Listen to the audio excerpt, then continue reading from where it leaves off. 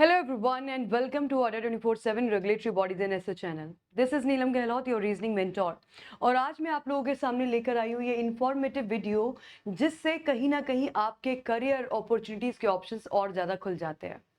ये वीडियो होने वाला है आपके बैंक ऑफ महाराष्ट्र की new joining, new opening, new recruitment को लेकर।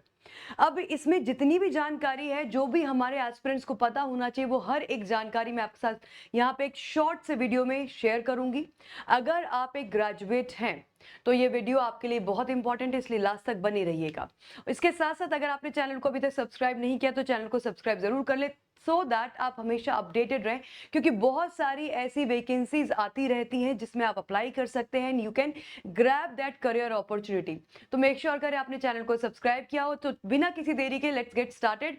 अब आपने देखा होगा कि अभी एक दो दिन पहले ही आपका बैंक ऑफ महाराष्ट्र का नोटिफिकेशन आउट हुआ है, जिसमें वो जर्नलिस्ट पोस्ट के लिए वैकेंसी निकाली है।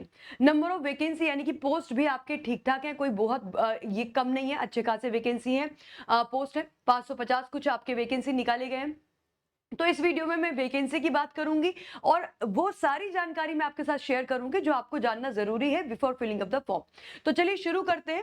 और यहाँ पे ये है आपका बैंक ऑफ महाराष्ट्र रिक्रूटमेंट 2025, जिसमें आपकी 500 जर्नलिस्ट ऑफिसर की पोस्ट आपकी निकाली गई है। क्वालिफिकेशन आपकी एनी डिग्री, यानी कि अगर आपने प्लेन ग्रेजुएशन किया है, अगर आप एक प्लेन ग्रेजुएट हैं तो आप इस पोस्ट के लिए अप्लाई कर सकते हैं।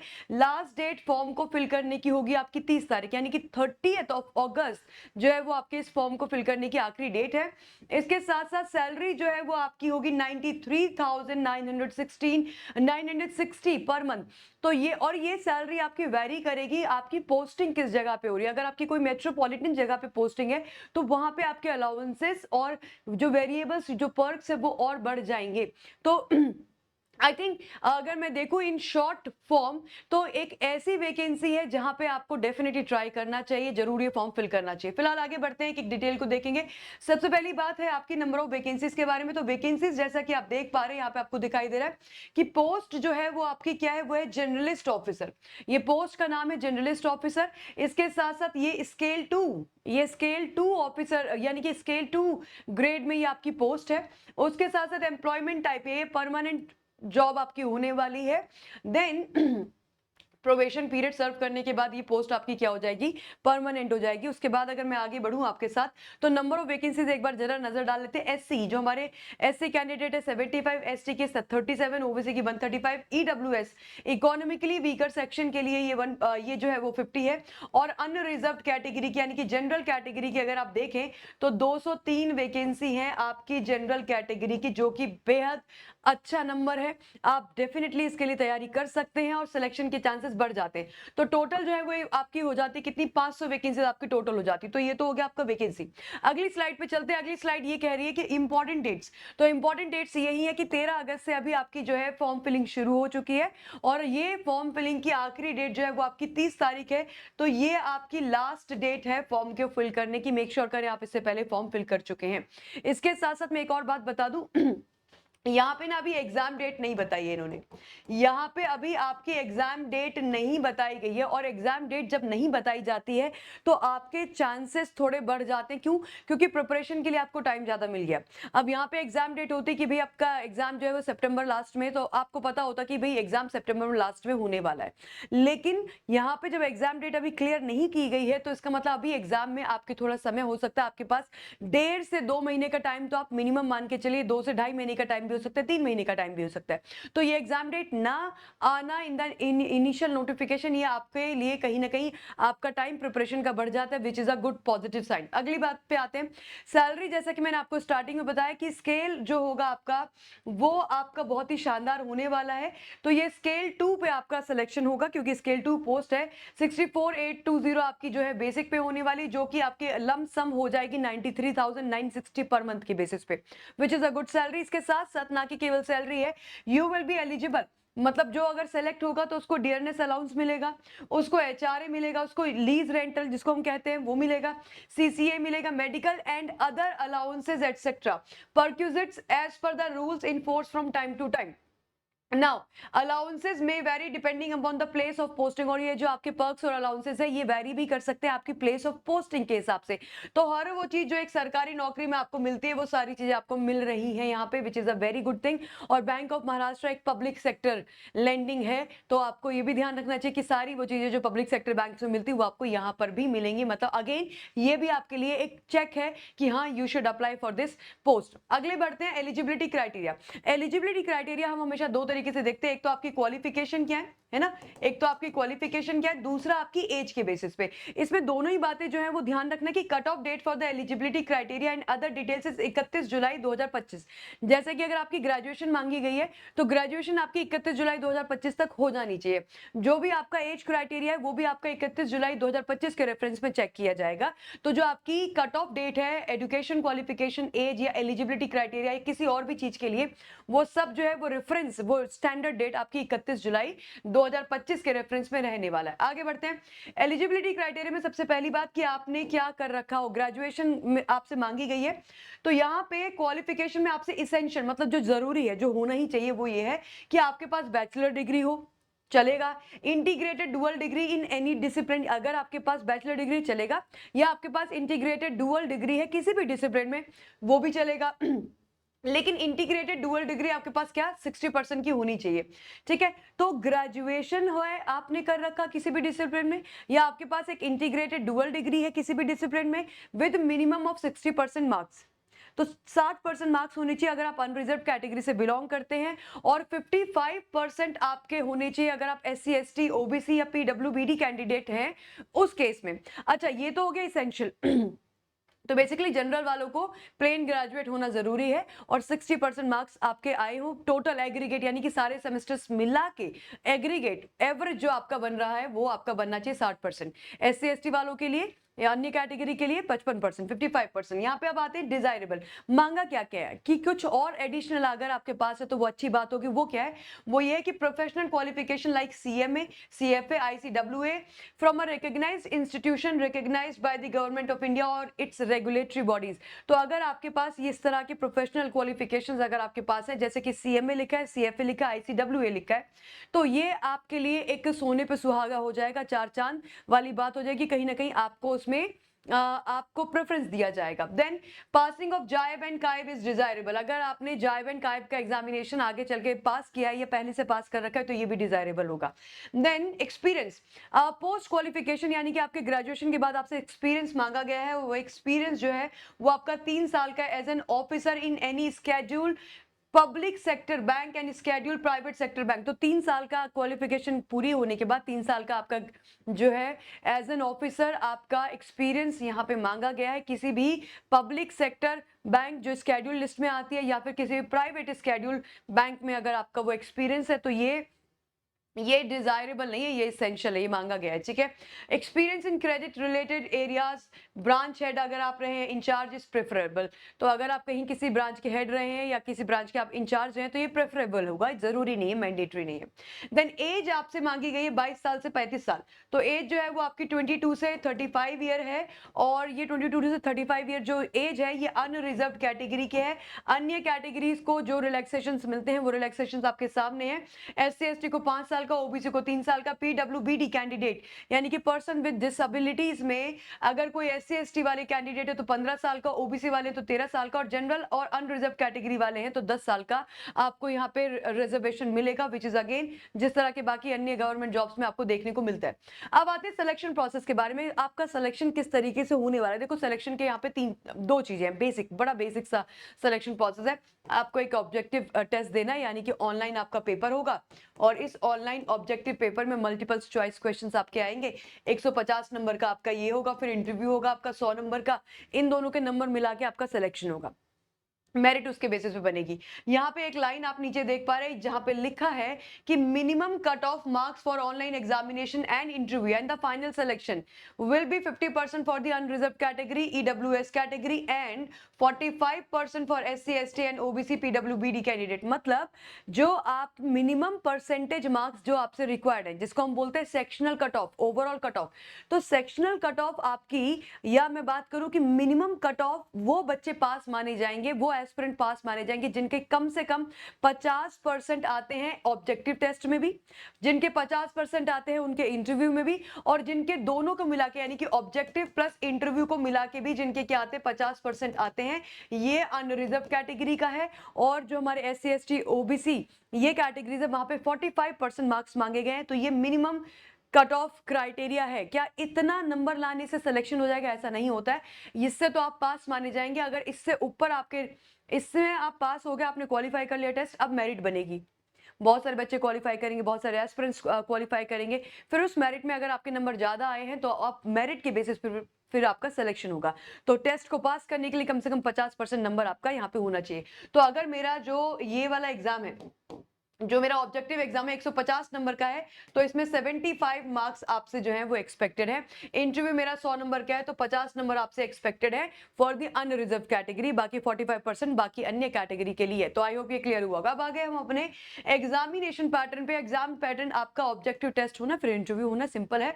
यहाँ पे इंग्लिश पूछी जा रही है, क्वांट पूछा जा रहा है, रीजनिंग पूछा जा रहा है, प्रोफेशनल नॉलेज पूछा जा रहा है। इंग्लिश के 20 क्वेश्चन 20 क्वेश्चन 20 क्वेश्चन, और प्रोफेशनल नॉलेज काफी ज्यादा पूछा जा रहा है। यहाँ पे ये जो प्रोफेशनल नॉलेज होगा ऑब्वियसली ये बैंक से रिलेटेड होगा, बैंक से रिलेटेड, RBI से रिलेटेड, है ना। सारी वो चीजें जो बैंक के लिए जरूरी होती है वही यहाँ पे प्रोफेशनल नॉलेज में पूछा जाएगा। अकाउंट से रिलेटेड यहाँ पे जो है चीजें पूछी जा सकती हैं। अकाउंट के साथ साथ फिनेंस से रिलेटेड यहाँ पे चीजें पूछी जा सकती है। ये सारी चीजें, टोटल 150 नंबर का पेपर है। साथ ही साथ सेक्शनल टाइमिंग 20 मिनट इंग्लिश के लिए मिलेंगे, 20 मिनट क्वांट के लिए, 20 मिनट रीजनिंग के लिए, और पूरा 1 घंटे का टाइम मिलेगा आपको प्रोफेशनल नॉलेज के लिए। तो टोटल 2 घंटे का पेपर होगा, 150 मार्क्स का पेपर होगा। 1/4 नेगेटिव मार्किंग भी आपके इस एग्जाम में देखने को मिलेगी। अब बढ़ते हैं फाइनल स्कोर्स की तरफ। तो फाइनल स्कोर्स मैंने पहले भी बताया कि आपका ऑनलाइन एग्जाम जो कि 150 नंबर का होगा, इंटरव्यू जो कि 100 नंबर का होगा, इसके दोनों को मिला के आपके जो है फाइनल स्कोर्स निकाले जाएंगे। और आपको अगर आप अनरिजर्व कैटेगरी के हो तो यहाँ पे भी आपको 50% कम से कम लाना है, यहाँ भी 50% कम से कम लाना है, और एग्रीगेट यानी कि फाइनल स्कोर में भी आपको 50% कम से कम लाना है। और फिर उसके बाद आपकी बनेगी मेरिट, और उसमें फिर आपका सिलेक्शन तय होगा। अच्छा, एक और चीज, जो फाइनल स्कोर्स होंगे ना वो आपके 100 में से निकाले जाएंगे। फाइनल स्कोर्स जो है वो 100 में से निकाले जाएंगे, जिसमें से ऑनलाइन एग्जामिनेशन को जो 150 नंबर का है इसको 75% का वेटेज मिलेगा, और जो आपका ये इंटरव्यू का है ये 100 नंबर का, इसमें इसको जो है वो 25% का वेटेज मिलेगा। तो टोटल 75:25 के रेशियो में आपके फाइनल स्कोर्स जो है वो कंडक्ट किए जाएंगे। आई होप ये बात आपको समझ में आई होगी। Now moving on to the next, अगली जानकारी मैं आपको देना चाहती हूँ सिलेबस के रिगार्डिंग, कि सिलेबस क्या होने वाला है हमारे इस एग्जाम का। तो जल्दी से आते हैं रीजनिंग का syllabus. Reasoning will comprise of these topic. आप इसका स्क्रीनशॉट ले सकते हैं। अल्फाबेट टेस्ट है, अल्फा न्यूमेरिक सीरीज है, कोडिंग है, इनइक्वालिटी है, डायरेक्शंस है, blood relations, log, seating arrangement, puzzles, machine input output, data sufficiency, critical reasoning, यही सारे टॉपिक जो है वो आपके इस एग्जाम में आएंगे। हालांकि ये जो पेपर आपको देखने को मिलेगा ये कंप्लीटली बैंक एग्जाम के साथ रिजेंबल करेगा। किसके साथ? ये बैंक एग्जाम के साथ रिलेट करेगा, जैसे कि बैंक PO एग्जाम्स होते हैं, SO एग्जाम्स होते हैं, वही एब्सोल्युटली ये वही सिलेबस है। तो जो बच्चे ऑलरेडी किसी बैंक एग्जाम की तैयारी में लगे हुए थे, एस्पिरेंट थे, उनके लिए ये थोड़ा सा और आसान होगा। Now coming to quant, quant का जो पेपर होगा, क्वांट का जो सिलेबस है वो सब कुछ आपके सामने है। अरिथमेटिक एक बड़ा इंपॉर्टेंट एरिया होता है, जिसमें percentage, average, profit loss ratio, proportion, time and work, time speed, distance, simple interest, compound interest. इधर पे आपके जो दूसरे अन्य एरियाज होते हैं वो simplification, number series, quadratic, data interpretation, data sufficiency, mensuration, probability, permutation and combination. आप इस एरिया को छोड़ सकते हैं, इसको आप छोड़ सकते हैं। आई थिंक अगर आप बाकी बचा हुआ एरिया कर लेते वो काफी होगा, क्योंकि 20 ही क्वेश्चन आने, बिकॉज 20 क्वेश्चन ही आने, और ये क्वालिफाइंग है।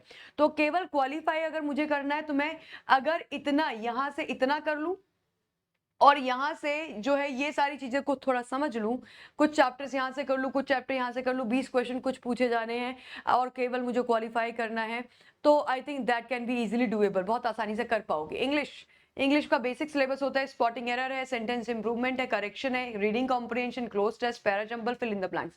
तो ये आपका इंग्लिश का सिलेबस। रही बात आपके प्रोफेशनल नॉलेज के सिलेबस की, तो वहां पे मैंने आपको बताया मैंने आपको ऑलरेडी बताया कि प्रोफेशनल नॉलेज में जब हम बात करेंगे तो यहाँ पे आपकी 2-3 चीजें साथ में मिक्स होकर आएंगी। बैंक से रिलेटेड सारे करंट अफेयर्स, जनरल जो बैंक की रिलेटेड आपकी स्कीम्स हैं, गाइडलाइंस हैं, आरबीआई मॉनेटरी पॉलिसी है, आरबीआई से रिलेटेड जो डेटा है वो आपको आरबीआई के स्कीम्स देखने पड़ेंगे, मॉनेटरी पॉलिसी देखनी पड़ेगी, राइट। देन अकाउंट से रिलेटेड क्वेश्चंस होंगे और फाइनेंस से रिलेटेड क्वेश्चंस होंगे। तो ऐसा समझ लीजिए कि professional knowledge is going to be the bank knowledge, ठीक है। तो बैंक से रिलेटेड डेटा यहाँ पे पूछा जाएगा और यहाँ पे आपको काम करना पड़ेगा, क्योंकि ये एरिया आपका 90 क्वेश्चन 90 क्वेश्चंस का है और 90 मार्क्स का भी यहाँ पे होने वाला है और इसके लिए आपको 1 आवर का टाइम भी मिल रहा है। तो चलिए इसके आगे बढ़ते हैं। ये सारी चीजें समझने के बाद मूविंग ऑन, तैयारी कैसे करें, है ना, हाउ टू प्रिपेयर। अब प्रिपरेशन कैसे करनी है, अगर मन हम बना लेते हैं तो ये अच्छी जॉब तो है भाई, बिल्कुल डेफिनेटली एक अच्छी जॉब है, अच्छा खासा सैलरी पैकेज है, और अगर आपकी पोस्टिंग कहीं मेट्रोपॉलिटन में होती तो आपको और जो है आपके पर्क्स एंड अलाउंसेस जो है वो बढ़ा दिए जाएंगे, और सरकारी नौकरी है, पब्लिक सेक्टर बैंक है, बैंक ऑफ महाराष्ट्र। तो अभी तक जितनी जानकारी हमने देखी उन सब में ये सब जगह पे हम चेक करते आए कि हाँ इसके लिए प्रिपेयर किया जा सकता है, but how do we prepare, हमारे सोर्सेस क्या होंगे, क्या हमारी गाइडेंस होगी। तो देखो, जब भी हम बात करते हैं प्रिपरेशन की तो सोर्सेस पे हम आके अटक जाते हैं।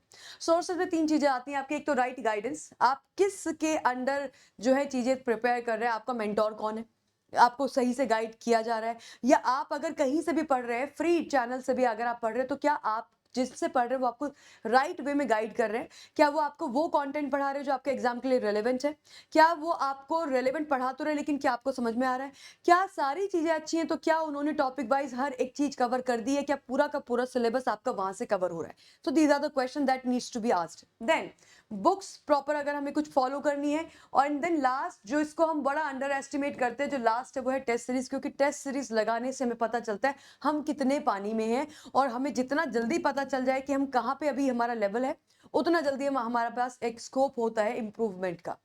तो that is one very important thing. Now अब आपके पास 2 रास्ते हैं, एक आप खुद से सेल्फ स्टडी कर लें, और सेल्फ स्टडी में जैसा कि मैंने आपको बताया कि 2-3 चीजों का आपको ख्याल रखना पड़ेगा कि क्या मुझे सेल्फ स्टडी में कहीं पे मुझे अगर दिक्कत आएगी तो मुझे गाइड करने वाला कोई मेंटोर है मेरे पास, मुझे मेरी गलतियां बताने वाला कोई मेंटोर है, एक तो ये चीज। दूसरी बात, अगर आप कहीं से फ्री सोर्सेज से पढ़ाई कर रहे हैं तो देख लेना कि क्या आपको सही कंटेंट मिल रहा है ना, क्या आपको सही कंटेंट मतलब रेलेवेंट कंटेंट मिल रहा है, क्या आप इज इट अंडरस्टैंडेबल, आपको समझ में आ रहा है क्या, ठीक है। और समझ में आ रहा है के साथ साथ क्या यहाँ पे जो भी आप लोगों को पढ़ाया जा रहा है और समझ में आ रहा है, क्या यहाँ पे आपका सिलेबस कंप्लीट होगा, क्योंकि 2-4 टॉपिक पढ़ लेना is a different thing, 2-4 topic पढ़ लेना एक अलग बात होती है, लेकिन सिलेबस पूरा कर पाना is a different thing, right. तो आप ये जरूर चेक कर लीजिए, सारी चेकलिस्ट बना लीजिएगा, and then you can start your preparation. और अगर ये सब चीजें आपको नहीं मिल पाती, क्योंकि this will be a time taking process, क्योंकि आपको चैनल बाय चैनल ढूंढना पड़ेगा कहाँ पे क्या पढ़ाया गया, कैसे नहीं पढ़ाया गया, तो आपको टाइम तो लगेगा, ठीक है। अब वो टाइम अगर आपके पास है तो दे सकते हैं, और फिर ये चीजें फिल्टर आउट कर लें और तैयारी कर लें, कोई दिक्कत नहीं है। दूसरा है कि अगर आपके पास एक वेल क्यूरेटेड कोर्स हो, है ना, दूसरा है कि आपके पास एक वेल क्यूरेटेड कोर्स हो जहां पे आपको आकर केवल पढ़ाई करनी है, आपके मेंटोर्स आपके लिए सारी चीजें प्रिपेयर करके आए हैं, कंटेंट आपके लिए प्रिपेयर करके आए हैं, आपके डाउट्स क्लास में डिस्कस किए जाएंगे, आपने जो क्लास कभी किसी वजह से आपकी क्लास आप लाइव नहीं ले सके तो रिकॉर्डेड मिल जाएगी, है ना। इसके साथ साथ आपको जो है आपको नोट्स दिए जाएंगे, आपको पीडीएफ दिए जाएंगे, सारी चीजें आपको कराई जाएंगी, और सब कुछ आपको मिलेगा अंडर द राइट मेंटोरशिप, और आपको केवल आकर पढ़ाई करनी है। तो आपको किस में कम सरदर्दी लगती है, क्या चीज आपके लिए ज्यादा बेनिफिशियल है according to the time that we are left with for the preparation, तो आप यू कैन चूज, आप वाइजली चूज कर सकते हैं। और अगर आप हमारे साथ जुड़कर तैयारी करना चाहते हैं तो ये कोर्स आप लोगों के सामने है, इस कोर्स में आप एनरोल कर सकते हैं यूजिंग द कोड Y651, ठीक है। और अगर आप इस कोर्स में एनरोल करना चाहते हैं तो उसके लिए बहुत सिंपल प्रोसेस है, आपको जाना है अड्डा की एप्लीकेशन पर, जिसको डाउनलोड करने का लिंक इस वीडियो के डिस्क्रिप्शन में दिया, या फिर गूगल प्ले स्टोर से भी कर सकते हैं। अड्डा की एप्लीकेशन पे जाएंगे, एक ऐसा प्लेटफॉर्म आपके सामने खुलेगा, और यहाँ पे आपको जाना है कोर्स टैब में, कोर्स टैब में क्लिक करेंगे, ये है आपकी कोर्स टैब, क्लिक करेंगे आपको आना है रेगुलेटरी बॉडी पे, रेगुलेटरी बॉडीज पे आप आएंगे और ये आ जाता है आपका रेगुलेटरी बॉडीज, और यहाँ पे हमें सेलेक्ट कर लेना है बैंक ऑफ महाराष्ट्र, जिसको मैं एक बार आपको जल्दी से करके दिखा देती हूँ कि किस तरीके से पॉसिबल होगा। तो आपको जाना है अड्डा की एप्लीकेशन पे, ये इस तरीके से यहाँ पे क्लिक कीजिएगा, ये आ जाती है आपकी अड्डा की एप्लीकेशन। ऑल कोर्सेज में आपने टिक किया, यहाँ पे रेगुलेटरी बॉडीज, और रेगुलेटरी बॉडीज के अंदर आपको सबसे नीचे यहाँ पे बैंक ऑफ महाराष्ट्र दिख जाएगा, और बैंक ऑफ महाराष्ट्र का ये कोर्स है।